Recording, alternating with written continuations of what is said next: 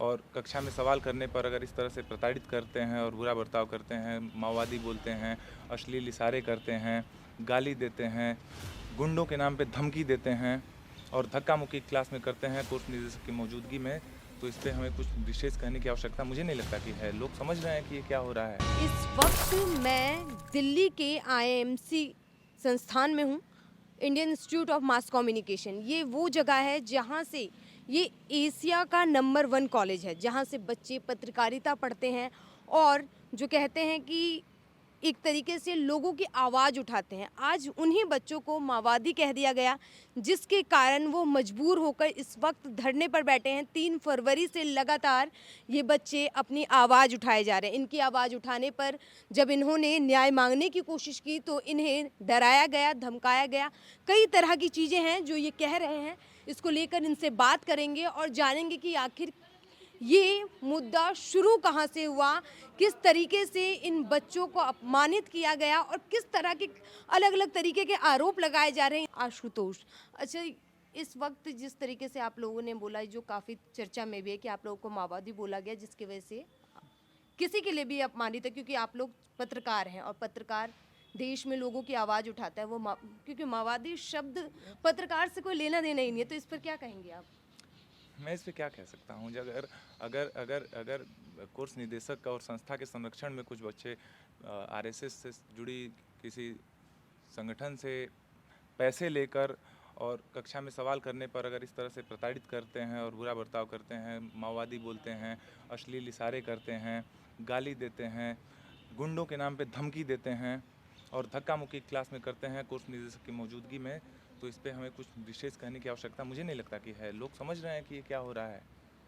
अच्छा, देखिए, जिस तरीके से अभी मतलब यहाँ पे बहुत सारी चीज़ें लिखी हुई हैं, तो जिस तरीके से कि हरासमेंट के आरोप भी लग रहे हैं, जैसे कि तो उस हरासमेंट का आरोप नहीं लगा है। जैसे हुँ, लगातार कक्षा में आने के बाद हमें ये महसूस हुआ कि कक्षा में अतार्किक, अवैज्ञानिक, provoking, Islamophobic, okay. Anti constitutional बातें लगातार हो रही हैं। हुँ, तो जब ये शिक्षक पढ़ा रहा है और क्लासेस में हो रही हैं और जब भी हम लोग सवाल इस पे पूछते थे कि सर ऐसा कैसे, तो क्लास पूरी एक साथ सुनियोजित तरीके से सामूहिक ढंग से हम लोग को दबा देती थी कि आप लोग क्लास का टाइम मत खराब करिए, हम लोग को पढ़ना है। वो अगर पढ़ा रहा है मतलब कि तो ऐसे ऐसे करने से पत्रकार का करना तो काम ही है ना, आप पत्रकार और बनने जा रहे हैं, तो आप तो सवाल सवाल पूछेंगे। पूछेंगे। और हम जब शिक्षक से सवाल कर रहे हैं तो बार बार छात्र क्यों डिस्टर्ब कर रहे हैं। तो ये जो कमेटी अभी बनाई गई है, उसमें क्या-क्या हुआ है? अभी तक आप लोगों से क्या-क्या बात हुई है? क्या-क्या आपकी समस्याएँ सुनी गई हैं? हम लोगों ने जब पहले दिन पहली बार जब वो हादसा हुआ क्लास में माओवादी बोला गया तो उसके बाद हम लोगों ने एप्लीकेशन दी थी। उसके बाद पहली मीटिंग जब हुई उसकी कमेटी की तो उन लोगों ने बोला कि आप अपने मोबाइल स्विच ऑफ करके टेबल पे रख दो सामने। मोबाइल स्विच ऑफ करके? हाँ, क्योंकि क्यों? वो जो भी उनकी मंशा उन्हें लग रहा था कि हम लोग रिकॉर्डिंग कर रहे हैं, रिकॉर्डिंग हम कर रहे थे अपनी सिक्योरिटी के लिए, क्योंकि आप कमरे में बुला के हमें धमकाओ कुछ करो तो फिर लास्ट में हमारे पास क्या है कहने के लिए। तो उनका कहना था कि आप लोग सारे लोग अपना मोबाइल उठा के सामने रखो ऑफ करके। हम लोगों ने मना कर दिया और हम लोग बाहर आ गए। फिर अगली बार हम चारों को फिर से अलग अलग बुलाया गया और आशुतोष पे हैरेसमेंट का आरोप लगाया गया। का आरोप मतलब मुझे मतलब मैं इन चीज़ों को बहुत ज़्यादा लिंकअप करके ट्रेस करके नहीं देख पा रहा था। मुझे अलग अलग लोगों द्वारा बार बार ये जानकारियाँ मिल रही थी कि प्रशासन अब मतलब आईएमसी एडमिनिस्ट्रेशन तुम्हें जेंडर के किसी मसले पे किसी लड़की या महिला कर्मचारी को आगे करके कोई आरोप लगवा के तुम्हें मतलब ये करवाने की कोशिश कर रहा है।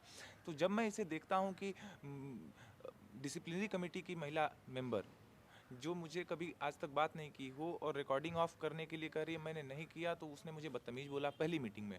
और जब बदतमीज़ बोला तो हम लोगों ने जानना चाहा कि ये हैं कौन, जो मतलब हम कभी जाने नहीं, वो नॉन टीचिंग स्टाफ है, हम कभी देखे नहीं है, ये कमेटी में ऐसे आ रही हैं और बदतमीज़ बोल के चली जा रही हैं। हम लोग इस पे बात हम लोग एक दिन टिफ़िन कर रहे थे 2-3 दिन बाद ही उस मीटिंग के, तो वो दिखी, हम लोग मैम के पास गए, मैम से पूछा कि मैम आपका नाम क्या है, तो उनकी रफ्तार तेज़ हो गई चलने की। फिर हम लोगों ने पूछा कि मैम आप किस डेजिग्नेशन पे हैं, आपका पोस्ट क्या है, तो उसका भी जवाब नहीं दी और वो चली गई। और उसके बाद जब अगली मीटिंग में आई तो वो कह रही हैं कि आप रास्ते में मेरा हैरेसमेंट कर रहे थे। मैं तो वो सब कुछ उनके संरक्षण में ही हो रहा है। मैं आपको बता दूं कि ये हमारे कोर्स निदेशक ही हैं जो हम लोगों को, जो क्लास के अन्य छात्रों को बुला के कहते हैं कि पीछे बैठने वाले लोग लेफ्ट के लोग हैं। ये डिवाइड क्रिएट किया गया है। और उसके बाद पैसे दिलवाना, 20-20 हज़ार रुपए अगर किसी को दिलवा दोगे यार, तो फिर तो जिन लोगों को पैसे मिले वही लोग हैं जो खड़े होके जब हम लोग क्वेश्चन पूछते तो बोलते तुम समय खराब मत करो क्लास का।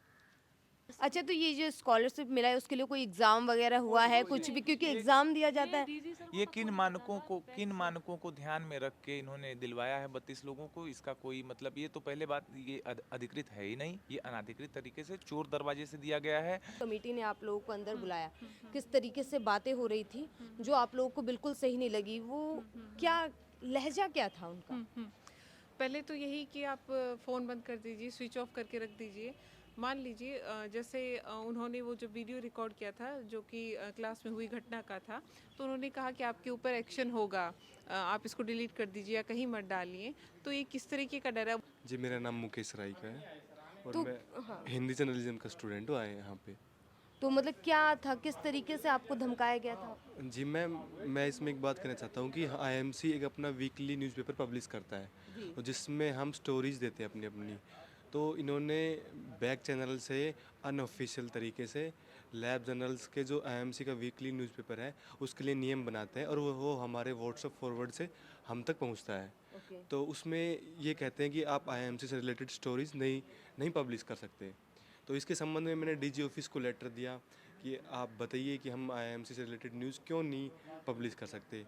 तो इस चीज़ का मुझे कोई रिप्लाई नहीं आता है। तो एक वीक बाद जब मैं ऑफिस में जाता हूँ कि मेरे लेटर पे क्या रिप्लाई हुआ, तो इस संबंध में मैं डीन ऑफ एकेडमिक्स के पास जाता हूँ तो वो मुझे कहते हैं कि आप ज़्यादा क्रांतिकारी मत बनिए और मेरी असहमति को एक विरोध के रूप में देखा जाता है।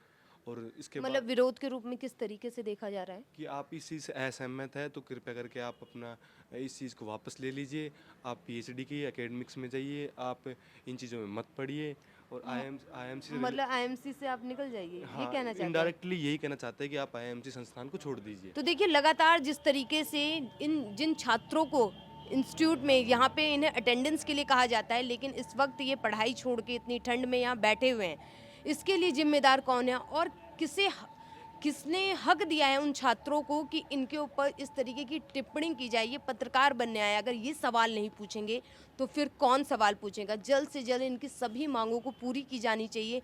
और जिस तरीके से कि मतलब कि किसी के ऊपर हरासमेंट का, किसी पे बदतमीजी का, तो तरह तरह के आरोप जो लगाए जा रहे हैं, एक छात्र को कॉलेज छोड़ने तक के लिए मजबूर किया जा रहा है, ये भी अपने आप में इस संस्थान के लिए बहुत बड़ा सवाल है।